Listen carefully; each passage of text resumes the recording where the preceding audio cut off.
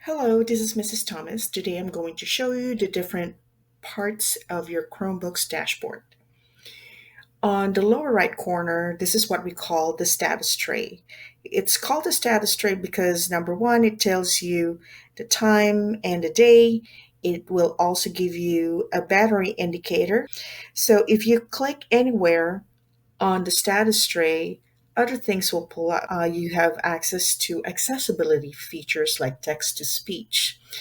And here you can turn off notifications, and especially at night if you don't want anybody bothering you, like the sound of an incoming email or so. You will notice that there is a padlock, and if you click on the lock, it will shut down your Chromebook temporarily.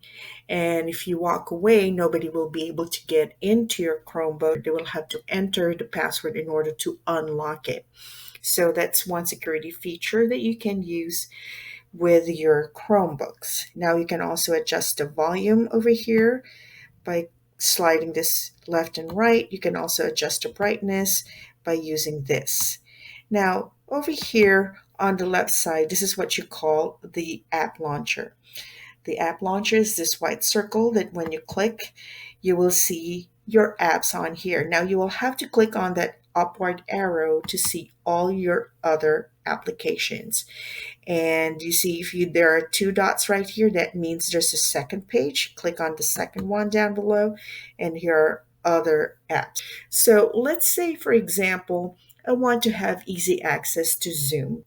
So what I would suggest that you do is to pin the application that you like onto the shelf. So this one right here down below, this is what we call the shelf.